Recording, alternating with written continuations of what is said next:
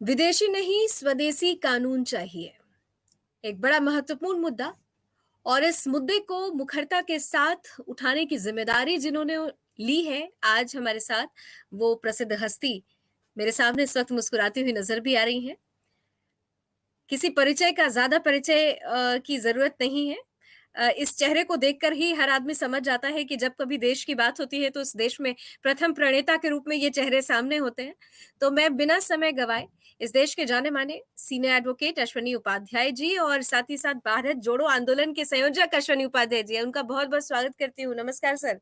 और तमाम बहुत-बहुत दर्शकों धन्यवाद का लावणी भी जी। बहुत-बहुत स्वागत करती हूँ। मैं लावनी विनीत सुदर्शन न्यूज़ के इस विशेष मंच से आज बहुत ही विशेष मुद्दे के साथ आज हम लोग आपके बीच हैं।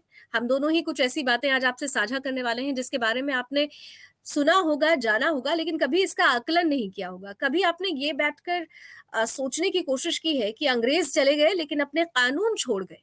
जी हाँ, यही हुआ है। अंग्रेज़ चले गए हैं, लेकिन उनके द्वारा बनाए गए कानून आज दशकों से हमारे देश पर हावी हैं और इसीलिए अब ज़रूरत है, किसी विदेशी कानून की नहीं, स्वदेशी कानून की। विदेशी कानून नहीं, स्वदेशी कानून चाहिए। भारत जोड़ो आंदोलन अगस्त क्रांति के 24 घंटे पहले, उस तारीख के 24 घंटे पहले एक ऐसी क्रांति जिसकी आज ज़रूरत है और इस ज़रूरत को पूरा करने की ज़िम्मेदारी अश्विनी उपाध्याय जी आपने उठा ली है। तो सबसे पहले तो जब आप लोगों ने ये महत्वपूर्ण मुद्दा उठाया, मैं आपसे सबसे पहले ये जानना चाहती हूँ कि कब आपके मन में ये ख़्याल आया कि अब बस बहुत हो गया, बहुत हो गई गुलामी और अब अपनी अपने कुछ होने की ज़रूरत है, अपना कानून चाहिए, स्वदेशी कानून चाहिए? बहुत-बहुत धन्यवाद लावणी जी और बहुत-बहुत धन्यवाद मैं सुदर्शन चैनल को धन्यवाद करता हूँ। आज आपने इस महत्वपूर्ण मुद्दे पे चर्चा किया क्योंकि मैं देख रहा हूँ और कोई नहीं कर रहा है। बाकी लोग सब अलग-अलग अपनी टीआरपी की दुनिया में चल रहे हैं। हम कहते हैं भारत में कानून का शासन है और कानून चल रहा है अंग्रेजों का, तो शासन किसका हुआ? फिर तो अंग्रेजों का शासन हुआ ना। हमारा थाना अंग्रेजी कानून से चल रहा है, हमारी तहसील अंग्रेजी कानून से चल रहा है, हमारा जिला अंग्रेजी कानून से चल रहा है। हमारी हाई कोर्ट अंग्रेजी कानून से चल रही है, हमारी सुप्रीम कोर्ट अंग्रेजी कानून से चल रही है और तो और हमारी जेल अंग्रेजी कानून से चल रही है। जो कैदी हैं उनके ऊपर भी अंग्रेजी कानून चल रहा है। और जब हम कहते हैं भारत में कानून का शासन है, तो कानून का शासन नहीं, वास्तव में अंग्रेजी कानून का शासन है। दूसरी बात, कानून नहीं, घटिया कानून का शासन है, क्योंकि हमारा कानून घटिया है। कानून बनता है तो पहले एक ड्राफ्ट बनता है, पब्लिक डोमेन में रखा जाता है, उस पे चर्चा होती है, कैबिनेट पास करता है, पक्ष-विपक्ष संसद में उस पे बहस करते हैं, फिर वहां से पास होता है, फिर राष्ट्रपति साइन करते हैं, उसको कहते हैं कानून। हुँ, हमारे देश में ये जो 222 कानून है, ये कानून नहीं, ये काले कानून है। काले कानून, मैं काले कानून इसलिए कह रहा हूं, 1857 की क्रांति को खत्म करने के लिए भारत में एक लॉ कमीशन बनाया गया। उस लॉ जी। कमीशन का जो चेयरमैन बनाया गया वो मैकाले को बनाया गया। मंगल पांडे की क्रांति के बाद अंग्रेजों के पैर एकदम कांप रहे थे। अंग्रेजों को लगा कि अब इस देश के लोगों को कानूनन जकड़ना जरूरी है, नहीं तो जिस तरीके से मंगल पांडे ने एक बिगुल फूका है, पूरे देश में क्रांति की ज्वाला दौड़ रही है। तो मैकाले को ऑर्डर किया कि आप एक ऐसा कानून बनाओ कि यहां के लोगों को कानूनन गुलाम बना ले। उसने 3 साल मेहनत किया। मेहनत करने के बाद एक कानून बनाया, ये मेरे हाथ में है, 1860 में, जो आज भी चल रहा है। इसको कहते हैं इंडियन पिनल कोड। ये कानून भारत के लोगों को न्याय देने के लिए नहीं बनाया गया था। ये कानून वीर सावरकर को आजीवन कारावास देने के लिए बनाया गया था। ये कानून भगत सिंह, सुखदेव, राजगुरु को फांसी देने के लिए बनाया गया था। ये कानून लाला लाजपत राय और तिलक पे लाठियां चलाने के लिए बनाया गया था। ये कानून जलियांवाला बाग कांड में गोली चलाने के लिए बनाया गया था। अगर ये कानून अच्छा होता तो किसी एक अंग्रेज को सजा होनी चाहिए थी, एक को भी नहीं हुई। इस देश में अत्याचार भारतीयों ने नहीं किया था। भारत के लोग तो अत्याचार सहते थे, अत्याचार अंग्रेज करते थे, लेकिन कानून इस तरीके से बनाया गया था। भारत के लोग अत्याचार सहते थे, भारत के लोगों को आजीवन कारावास होता था, भारत के लोगों को फांसी होती थी। अंग्रेज अत्याचार करते थे, उनको कुछ नहीं होता था। 1860 की आईपीसी बन गई। उसके बाद उन्होंने अगला एक और कानून बनाया 1861 में, 1 साल के बाद। उसको कहते हैं पुलिस एक्ट। आज भी हुँ, चल हुँ। रहा है। हमारी पुलिस, लावनी जी, उसी घटिया अंग्रेजी कानून से चल रही है 1861 में। और इसी का नतीजा है, कश्मीर में दिन दहाड़े 1990 में बलात्कार हुआ था। दिन दहाड़े घर जलाए गए थे, दिन दहाड़े माइक पे अनाउंस करके कहा था कश्मीर खाली कर दो, लेकिन पुलिस ने न लाठी चलाई, न आंसू गैस के गोले चलाए, न हवाई फायरिंग किया, न गोली मारना तो दूर की बात। क्या पुलिस नहीं थी उस समय? थी पुलिस। और जो 1990 में हुआ वही अभी 2 महीने पहले बंगाल में हुआ। हत्या हुई है, बलात्कार हुआ है, घर जलाए गए, पलायन हुआ है। आपने कभी सुना बंगाल में पुलिस ने कभी लाठी चलाई, आंसू गैस के गोले छोड़े या हवाई फायरिंग किया या गोली मारी किसी को? नहीं। क्यों? क्योंकि 1861 का पुलिस एक्ट चल रहा है। यह घटिया कानून है। उसके बाद उनका और भी पेट नहीं भरा, उन्होंने तीसरा कानून बनाया 1863 में। भारत के 4 लाख मंदिरों को अपने कंट्रोल में ले लिया।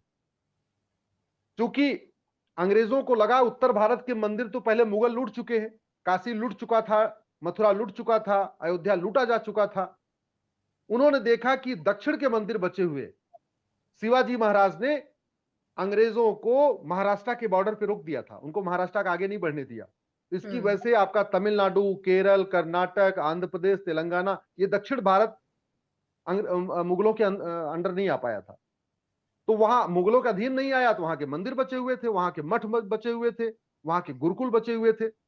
अंग्रेजों ने 1863 विदेशी नहीं स्वदेशी कानून चाहिए, एक बड़ा महत्वपूर्ण मुद्दा। और इस मुद्दे को मुखरता के साथ उठाने की जिम्मेदारी जिन्होंने ली है आज हमारे साथ, वो प्रसिद्ध हस्ती मेरे सामने इस वक्त मुस्कुराती हुई नजर भी आ रही हैं। किसी परिचय का ज़्यादा परिचय की ज़रूरत नहीं है। इस चेहरे को देखकर ही हर आदमी समझ जाता है कि जब कभी देश की बात होती है तो उस देश में प्रथम प्रणेता के रूप में ये चेहरे सामने होते हैं। तो मैं बिना समय गवाए इस देश के जाने-माने सीनियर एडवोकेट अश्विनी उपाध्याय जी और साथ ही साथ भारत जोड़ो आंदोलन के संयोजक अश्विनी उपाध्याय जी हैं, उनका बहुत-बहुत स्वागत करती हूँ। नमस्कार सर। और बहुत तमाम बहुत दर्शकों धन्यवाद का लावण्य भी जी। बहुत-बहुत स्वागत करती हूँ। मैं लावनी विनीत सुदर्शन न्यूज़ के इस विशेष मंच से आज बहुत ही विशेष मुद्दे के साथ आज हम लोग आपके बीच हैं। हम दोनों ही कुछ ऐसी बातें आज आपसे साझा करने वाले हैं जिसके बारे में आपने सुना होगा, जाना होगा, लेकिन कभी इसका आकलन नहीं किया होगा। कभी आपने ये बैठकर सोचने की कोशिश की है कि अंग्रेज़ चले गए लेकिन अपने कानून छोड़ गए। जी हाँ, यही हुआ है। अंग्रेज़ चले गए हैं, लेकिन उनके द्वारा बनाए गए कानून आज दशकों से हमारे देश पर हावी हैं और इसीलिए अब ज़रूरत है किसी विदेशी कानून की नहीं, स्वदेशी कानून की। विदेशी कानून नहीं, स्वदेशी कानून चाहिए। भारत जोड़ो आंदोलन अगस्त क्रांति के 24 घंटे पहले, उस तारीख के 24 घंटे पहले एक ऐसी क्रांति जिसकी आज ज़रूरत है और इस ज़रूरत को पूरा करने की ज़िम्मेदारी अश्विनी उपाध्याय जी आपने उठा ली है। तो सबसे पहले तो जब आप लोगों ने ये महत्वपूर्ण मुद्दा उठाया, मैं आपसे सबसे पहले ये जानना चाहती हूँ कि कब आपके मन में ये ख़्याल आया कि अब बस बहुत हो गया, बहुत हो गई गुलामी और अब अपने अपने कुछ होने की ज़रूरत है, अपना कानून चाहिए, स्वदेशी कानून चाहिए? बहुत बहुत धन्यवाद लावनी जी, और बहुत बहुत धन्यवाद, मैं सुदर्शन चैनल को धन्यवाद करता हूं। आज आपने इस महत्वपूर्ण मुद्दे पे चर्चा किया, क्योंकि मैं देख रहा हूं और कोई नहीं कर रहा है, बाकी लोग सब अलग अलग अपनी टीआरपी की दुनिया में चल रहे हैं। हम कहते हैं भारत में कानून का शासन है, और कानून चल रहा है अंग्रेजों का, तो शासन किसका हुआ? फिर तो अंग्रेजों का शासन हुआ ना। हमारा थाना अंग्रेजी कानून से चल रहा है, हमारी तहसील अंग्रेजी कानून से चल रहा है, हमारा जिला अंग्रेजी कानून से चल रहा है, हमारी हाई कोर्ट अंग्रेजी कानून से चल रही है, हमारी सुप्रीम कोर्ट अंग्रेजी कानून से चल रही है, और तो और हमारी जेल अंग्रेजी कानून से चल रही है। जो कैदी हैं उनके ऊपर भी अंग्रेजी कानून चल रहा है। और जब हम कहते हैं भारत में कानून का शासन है, तो कानून का शासन नहीं, वास्तव में अंग्रेजी कानून का शासन है। दूसरी बात, कानून नहीं, घटिया कानून का शासन है, क्योंकि हमारा कानून घटिया है। कानून बनता है तो पहले एक ड्राफ्ट बनता है, पब्लिक डोमेन में रखा जाता है, उस पर चर्चा होती है, कैबिनेट पास करता है, पक्ष विपक्ष संसद में उस पर बहस करते हैं, फिर वहां से पास होता है, फिर राष्ट्रपति साइन करते हैं, उसको कहते हैं कानून। हमारे देश में ये जो 222 कानून है, ये कानून नहीं, ये काले कानून है। काले कानून, मैं काले कानून इसलिए कह रहा हूं, 1857 की क्रांति को खत्म करने के लिए भारत में एक लॉ कमीशन बनाया गया। उस लॉ कमीशन का जो चेयरमैन बनाया गया वो मैकाले को बनाया गया। मंगल पांडे की क्रांति के बाद अंग्रेजों के पैर एकदम कांप रहे थे। अंग्रेजों को लगा कि अब इस देश के लोगों को कानूनन जकड़ना जरूरी है, नहीं तो जिस तरीके से मंगल पांडे ने एक बिगुल फूका है, पूरे देश में क्रांति की ज्वाला दौड़ रही है। तो मैकाले को ऑर्डर किया कि आप एक ऐसा कानून बनाओ कि यहां के लोगों को कानूनन गुलाम बना ले। उसने 3 साल मेहनत किया। मेहनत करने के बाद एक कानून बनाया, ये मेरे हाथ में है, 1860 में, जो आज भी चल रहा है। इसको कहते हैं इंडियन पिनल कोड। ये कानून भारत के लोगों को न्याय देने के लिए नहीं बनाया गया था। ये कानून वीर सावरकर को आजीवन कारावास देने के लिए बनाया गया था। ये कानून भगत सिंह, सुखदेव, राजगुरु को फांसी देने के लिए बनाया गया था। ये कानून लाला लाजपत राय और तिलक पे लाठियां चलाने के लिए बनाया गया था। ये कानून जलियांवाला बाग कांड में गोली चलाने के लिए बनाया गया था। अगर ये कानून अच्छा होता तो किसी एक अंग्रेज को सजा होनी चाहिए थी, एक को भी नहीं हुई। इस देश में अत्याचार भारतीयों ने नहीं किया था। भारत के लोग तो अत्याचार सहते थे, अत्याचार अंग्रेज करते थे, लेकिन कानून इस तरीके से बनाया गया था। भारत के लोग अत्याचार सहते थे, भारत के लोगों को आजीवन कारावास होता था, भारत के लोगों को फांसी होती थी। अंग्रेज अत्याचार करते थे, उनको कुछ नहीं होता था। 1860 की आईपीसी बन गई। उसके बाद उन्होंने अगला एक और कानून बनाया 1861 में, एक साल के बाद। उसको कहते हैं पुलिस एक्ट। आज भी चल रहा है। हमारी पुलिस, लावनी जी, उसी घटिया अंग्रेजी कानून से चल रही है 1861 में। और इसी का नतीजा है, कश्मीर में दिन दहाड़े 1990 में बलात्कार हुआ था।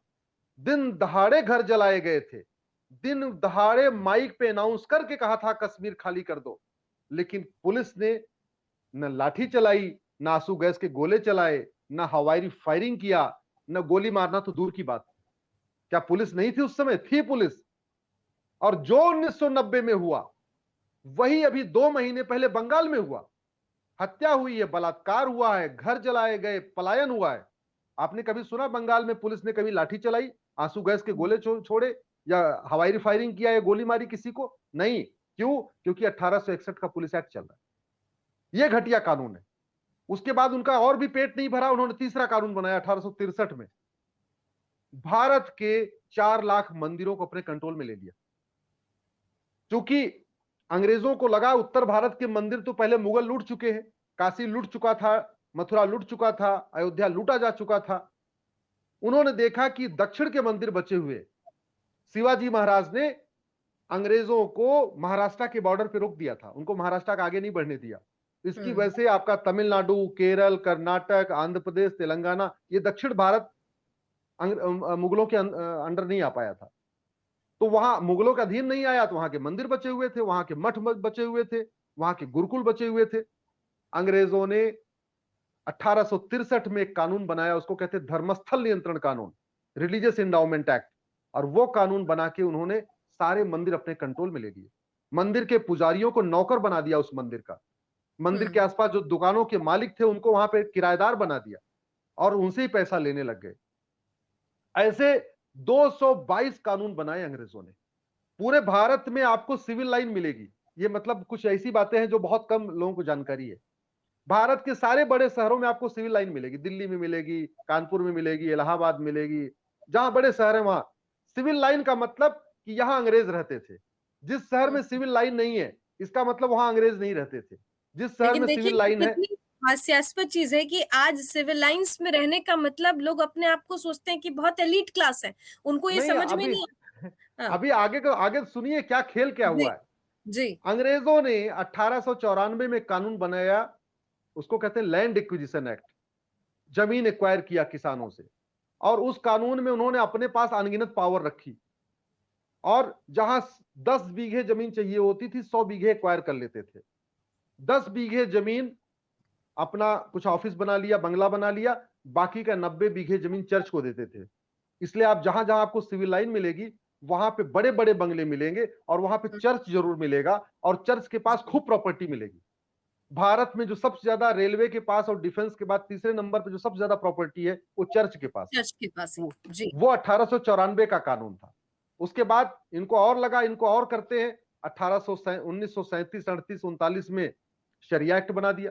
तो कहने का मतलब 1947 तक जाते जाते उन्होंने बहुत कानून बनाए, लेकिन जो अभी चल रहे हैं वो 222 कानून ऐसे कानून हैं जो हमारे भारत को खोखला कर रहे हैं।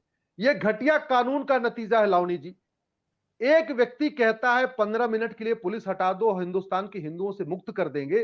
वो जेल में नहीं है, बल्कि विधानसभा में बैठा हो।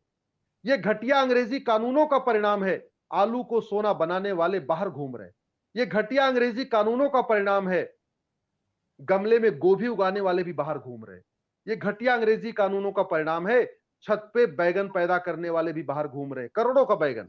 और ये घटिया कानूनों का परिणाम है 1993 में जिन्होंने मुंबई बम ब्लास्ट में दाऊद इब्राहिम का सहयोग किया था, जिनका वोहरा कमेटी में नाम है, वो भी बाहर घूम रहे हैं। इसलिए मैं कह रहा हूं, ये हमारे भारत और भारतीय संस्कृति के लिए बहुत बड़ा खतरा है। मैंने सोचा था मैं इसको सुप्रीम कोर्ट से एक-एक करके चैलेंज करूंगा। मैंने 1860 का आईपीसी सुप्रीम कोर्ट में चैलेंज किया है। 1861 का पुलिस एक्ट चैलेंज किया हुआ है। 1863 का जो धर्मस्थल कानून जिन्होंने मंदिरों पे कब्जा कर लिया, उसको चैलेंज किया है। लेकिन 222 कानून है, मैं कितना चैलेंज करूंगा? चैलेंज करते-करते पर मतलब मैं बूढ़ा होके खत्म हो जाऊंगा। इसलिए हमने तय लेकिन किया कि नहीं। एक जो महत्वपूर्ण बात है कि जो जो ज़िम्मेदारी आप निभा रहे हैं, वो ज़िम्मेदारी जिनको निभानी चाहिए थी, उन्होंने वो ज़िम्मेदारी नहीं निभाई। क्या जानबूझकर ऐसे किया गया या फिर अज्ञानता थी? नहीं, ये क्योंकि ये बड़ी जानबूझ के किया गया। हुँ, ये जानबूझ के किया गया। ये घटिया कानून है जो आपको 2G 70,000 करोड़ का कॉमनवेल्थ घोटाला करने के लिए आपको छूट देता है।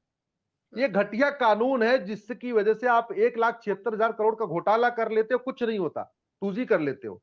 ये घटिया कानून है, आप 1,86,000 करोड़ का कोयला घोटाला कर लेते हो, आपको कुछ नहीं होता। मैं आपको उदाहरण देता हूं। कुछ दिन पहले महात्मा गांधी की परपोती को 7 साल की सजा हुई अफ्रीका में। मात्र हुँ, 3 करोड़ का घोटाला किया था, 3 करोड़ वसूला गया, 7 साल की सजा हुई। हमारे यहां 70,000 करोड़ के कॉमनवेल्थ घोटाले में किसी को 7 साल की सजा नहीं हुई। 1,76,000 करोड़ के 2G में किसी को 7 साल की सजा नहीं हुई। 1,86,000 करोड़ के कोयले में 7 साल की सजा नहीं हुई। इसीलिए इनको बदला नहीं जा रहा है। हमारा ये कहना है, भगवान की कृपा से हमें डॉक्टर बहुत अच्छा मिला हुआ है, लेकिन दवा घटिया है। हमारा वैद्य अच्छा है, लेकिन जड़ी बूटी खराब है। हमारा मिस्त्री अच्छा है, लेकिन इस सीमेंट बालू सरिया घटिया है। और हुँ, अगर अब हमने दवाइयां अच्छी नहीं बनाई, कानून अच्छे नहीं बनाए, तो कब बनाएंगे? इससे बढ़िया मुझे अनुकूल समय दिख नहीं रहा है। हमारी संस्कृति को ये घटिया कानूनों का नतीजा है कि धर्मांतरण खो रहा है। धर्मांतरण के लोग चिल्ला रहे हैं, परेशान हैं, लेकिन कंट्रोल नहीं हो रहा है। ये घटिया कानूनों का नतीजा है कि नक्सली और माओवादी हमारे सैनिकों को मारते हैं। हमारी बहन बेटियां विधवा होती हैं, मां बाप की लाठी छीनती है, लेकिन नक्सलवाद माओवाद अभी तक 70 साल के बाद भी खत्म नहीं हुआ। ये घटिया कानून है कि कश्मीर के अलगाववादी बाहर घूमते हैं। ये घटिया कानून है कि एक कश्मीर का महबूबा, वो जो है पता नहीं क्या क्या बोलती रहती है, फिर भी बाहर घूमती रहती है। एक हुँ। अब्दुल्ला पता नहीं क्या क्या बोलता रहता है, फिर भी घूमता रहता है। एक ओवैसी भगवान जाने क्या क्या बोलता है, फिर भी घूमता रहता है। हम कहते हैं नहीं, समस्या की बात करने से समस्या खत्म नहीं हुई। समस्या की जड़ में जाना पड़ेगा और रूट का एनालिसिस करना पड़ेगा। रूट का एनालिसिस करने मैंने 110 पीआईएल फाइल किया अब तक सुप्रीम कोर्ट में। मुझे लगा हुँ, अब पीआईएल से रास्ता नहीं निकलेगा। अब तो जनता को इकट्ठा करने के एक जन आंदोलन करना पड़ेगा। और जब तक ये अंग्रेजी कानून खत्म नहीं होंगे, न जातिवाद कम होगा, न भाषावाद कम होगा, न क्षेत्रवाद कम होगा, न अलगाववाद कम होगा, न कट्टरवाद कम होगा, न मजहबी उन्माद कम होगा, न धर्मांतरण कम होगा, ना आपका जिहाद कम होगा। अलग अलग तरीके के जिहाद चलते रहते हैं, आपने बहुत सारे एपिसोड किए हुए हैं। जी। इनकी जो लेकिन सबसे जिन पहले जरूरी है घटिया कानूनों को बदलना। लेकिन जिस जन आंदोलन की आप बात कर रहे हैं, निश्चित रूप से जिस तरीके का बीड़ा आप लोगों ने उठाया है, जनता जनार्दन होती है और उन तक जो बातें पहुँचनी चाहिए थी, जिनकी ज़िम्मेदारी थी उन्होंने तो नहीं निभाई, लेकिन आज आप लोग वो ज़िम्मेदारी निभा रहे हैं। इन सब के बीच नहीं लगता आपको कि जब हम एक बड़ी क्रांति की बात करते हैं, तो उस क्रांति के सामने बड़ी चुनौतियाँ होती हैं और अक्सर ये देखा जाता है कि चुनौतियाँ अगर कठिन होती है, तो कुछ लोग तो आधे रास्ते तक चलते हैं, दम दिखाते हैं, लेकिन बीच मझधार में भी छोड़कर निकल जाते हैं। तो नहीं लगता आपको कि बड़ी चुनौतियाँ हैं, डटे रहना होगा आखिरी बिंदु तक? आप बिल्कुल ठीक कर रही हैं। जब हमने मुहिम ये शुरू किया था, तो उसमें से लगभग 80% छोड़ के जा चुके हैं हमें। ये तो आपने सही कहा। जिनके साथ हमने ये मुहिम शुरू किया था और जिनको लेके शुरू किया था और जो लोग इस मुहिम से सहमत भी थे, उसमें से 80% अब तक अपने अपने कुछ अपना कारण बता के, कुछ ये कारण बता के, कुछ व्यक्तिगत कारण बता के, वो या तो इनएक्टिव हो गए हैं या तो चुप हो गए हैं, और उसमें कुछ तो हैं जो उल्टा भी बोल रहे हैं। मैं जानता हूं, ये हमने जो मुहिम लिया है, हो सकता है हमें कुछ दिन अकेले भी चलना पड़े, लेकिन हमें इस देश की जनता की राष्ट्रवादी सोच पे पूरा भरोसा है। मैं ये जानता हूं कि यहां पे पाखंडी कुछ दिन तो अपनी दुकान चला सकते हैं, बतौलेबाज कुछ दिन अपनी बतौलेबाजी से लोगों को झांसे में ले सकते हैं, नौटंकीबाज कुछ दिन अपनी नौटंकी दिखा सकते हैं, लेकिन जनता को यह बात समझ में आएगी, ये घटिया कानून है जिसकी वजह से अदालतों में न्याय नहीं हो रहा है, केवल तारीख पे तारीख मिल रही है। अगर जब तक ये घटिया कानून नहीं बदले जाएंगे तब तक पुलिस स्वतंत्र नहीं हो पाएगी, जब तक घटिया कानून नहीं बदलेंगे तब तक जुडिशियल रिफॉर्म नहीं होगा, जल्दी जल्दी मुकदमे ठीक नहीं होंगे। आप जरा सोचिए कि यहां तो मुकदमे 50-50 साल चल रहे हैं, 60-60 चल रहे हैं, मतलब अपराध आज आप व्यक्ति कर रहा है और मुकदमे 50 साल चल रहे हैं। उसकी वजह से क्या हो रहा है कि अपराध और प्रमोट हो रहा है। बड़ी सीधी सी बात है, एक व्यक्ति 40 मर्डर करने के बाद अगर सांसद बन जाए, विधानसभा पहुंच जाए, तो निश्चित रूप से अपराध प्रमोट होगा। अगर जी। अच्छे लोग, ईमानदार लोग थाने जाने से डरते हैं, लावनी जी, थाने जाने से डरते हैं, जबकि थाना कायदे से एक सुरक्षा का केंद्र होना चाहिए। थाना ऐसी जगह होनी चाहिए कि जो जो जो व्यक्ति परेशानी महसूस करे वो हुँ, सीधे थाने में आ जाए, उसको ऐसा महसूस, भाई थाने जा रहा हूं, हमारे कष्ट खत्म हो गए। सच्चाई ये है, थाने जाने से ईमानदार लोग डरते हैं, दलाल आराम से चले जाते हैं, गुंडे आराम से थाने चले जाते हैं, बदमाश आराम से चले जाते हैं, जमाखोर मिलावटखोर आराम से जाके थाने में बैठ जाते हैं। एक ईमानदार व्यक्ति, आम आदमी, पढ़ा लिखा आदमी थाने जाने से बहुत बचता है, वो नहीं जाना चाहता थाने। ये सिचुएशन हो गई है। ये और सिचुएशन तो महाराष्ट्र, है, लेकिन लेकिन अश्विनी जी, माफ़ी चाहती हूँ, मैं आपको बीच में रोक रही हूँ, लेकिन जब ऐसी परिस्थितियाँ होती हैं, बावजूद इसके अक्सर आप देखते हैं कि लोग ये कहते हैं और ये दलीलें दी जाती है कि हमारे यहाँ निष्पक्ष कानून है। तो ये जो निष्पक्षता शब्द जोड़ दिया जाता है, उसके बाद लोगों में भी कुछ भ्रांति हो जाती है। ज़रा इस भ्रांति को भी आप दूर करें, क्योंकि ये कहा जाता है हम तो निष्पक्ष हैं, हमारे यहाँ तो कानून नहीं अपराधियों के लिए भी बचने का एक रास्ता देता है। मैं आपको बताता हूं, जरा समझिए कि क्या ये कानून वास्तव में कानून है? कानून, मैं इनको कानून कहता नहीं, मैं काला कानून कहता हूं। क्यों? क्योंकि हुँ, कानून बनाने की एक प्रक्रिया होती है। जैसे आप एंकरिंग करती हैं, एंकरिंग की एक प्रक्रिया है, पहले आपको शुरू में हेडलाइन बोलना है, फिर उसी न्यूज को आके एक्सप्लेन करके करना है, ये आपकी एक प्रक्रिया है। कानून बनाने की प्रक्रिया क्या होती है? कानून पहले एक ड्राफ्ट बनाया जाता है, उस ड्राफ्ट को पब्लिक डोमेन में रखा जाता है, लोगों की राय मांगी जाती है, जैसे योगी जी आजकल जनसंख्या नियंत्रण पे राय मांग रहे हैं, सबकी हुँ, राय आती है, उसके बाद फिर दोबारा फिर से उस कानून को दोबारा फिर से ड्राफ्ट किया जाता है।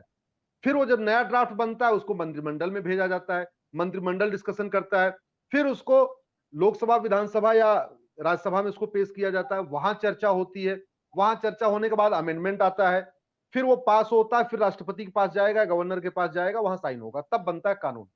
जी। ये जो अंग्रेजी कानून चल रहे हैं, ये तो बंद कमरे में बैठ के बने हैं। इनका कोई ड्राफ्ट बना था क्या? ये जो 1860 की आईपीसी मैकाले ने बनाया है, इसने कोई ड्राफ्ट पब्लिश करके लोगों की ओपिनियन थोड़ी मांगी थी। 1861 का जो पुलिस एक्ट बना हुआ है, ये तो वहां से सीधे लंदन से आया, इसको लागू कर दो, लागू कर दिया। तो जो ये कानून चल रहे हैं, ये कानून नहीं है। कानून की एक प्रक्रिया होती है, उसमें डिस्कशन होता है, डिबेट हुँ, होती है, ओपिनियन होती है, फीडबैक होता है, फिर वो पास होता है कानून। ये जितने अंग्रेजी कानून चल रहे हैं, कौन सी पार्लियामेंट में है? कोई भारत में कोई पार्लियामेंट चल रही थी क्या?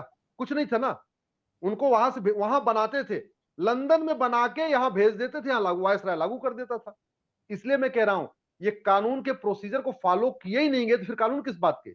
ये तो हमें केवल और केवल बंधक बनाने वाले काले कानून है, हमें गुलाम, हमें हमारी मानसिकता को गुलाम बनाने वाले कानून है। और यही कारण है, हम फिजिकली आजाद हो गए, मेंटली आजाद नहीं हुए। जी। अंग्रेजियत हमारे दिमाग में, जहन में घुस गई है। अंग्रेजी हुँ। बोलने वाला ज्यादा बुद्धिमान माना जाता है, हिंदी या मराठी बोलने वाला बुद्धिमान नहीं माना जाता। ये जो जहन में जहनियत घुसी है, इन्हीं कानूनों की वजह से जहन घुसी हुई है। लेकिन मतलब आपको नहीं लगता कि जिन कानूनों में आप बड़ी बदलाव की बात कर रहे हैं, निश्चित रूप से बदलाव होना चाहिए, लेकिन इस बदलाव के साथ-साथ पूरी व्यवस्था को बदलना पड़ेगा और वो एक ज़्यादा बड़ी चुनौती होगी? निश्चित रूप से लावनी जी, देखिए आप समझिए, अगर हमारे पिताजी को किसी तलवार से काटा गया है, कोई भी स्वाभिमानी पुत्र उस तलवार को देखना पसंद नहीं करेगा। बिल्कुल। जिस तलवार से हमारे चाचा, ताऊ या भाई को मारा गया है, का और भारत जोड़ो आंदोलन, ये सिर्फ आंदोलन नहीं, ये एक बदलाव है और इस बदलाव की बयार लाने की जिम्मेदारी हम सभी की है, इस देश के बच्चे-बच्चे की है। तो हम उम्मीद करते हैं कि एक बड़ा बदलाव आएगा और जिस स्वदेशी कानून की आप बात कर रहे हैं, निश्चित रूप से आज़ादी की 75वीं सालगिरह पर वो स्वदेशी कानून कानून हमारे बीच होगा। अश्विनी जी, समय निकाला आपने हमारे लिए इस विशेष संवाद के लिए बहुत-बहुत धन्यवाद और भारत जोड़ो आंदोलन के लिए अभी से ही आपको बहुत-बहुत शुभकामनाएँ। बहुत बहुत धन्यवाद, बहुत बहुत धन्यवाद।